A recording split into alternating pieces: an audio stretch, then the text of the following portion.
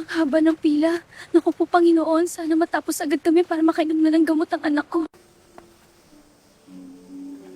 Pasok na po ang sunod sa pila! Magandang umaga sa inyo. Sino po ang pasyente? Magandang umaga din po. Ang anak ko, Dok, ang pasyente. Ano pong nangyari, Mami? Nilalagnat po ang anak ko. Bukod doon, Dok, awa ng Diyos, wala naman na po siya. Inirereklamong sakit, Dok. Sige, Mami. May nga irereseta ako sa anak mo, ha? Mas maganda kung mabibili mo ito lahat.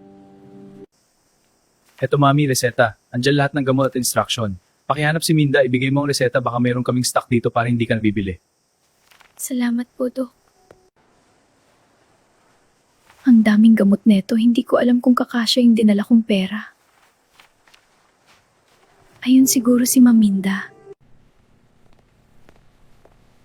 Magandang araw po. Kayo po ba si Maminda? Akin na ang reseta na binigay ni Doc. Paracetamol lang ang maibibigay ko sa'yo. Yung iba, wala kaming stocks. Diyos ko po, ang dami ko pang bibilhin. Eto kunin mo.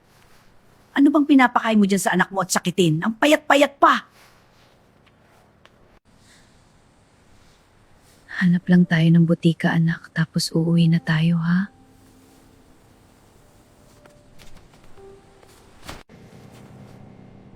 Ma'am, bibiling ko po yung mga gamot sa reseta maliban sa paracetamol.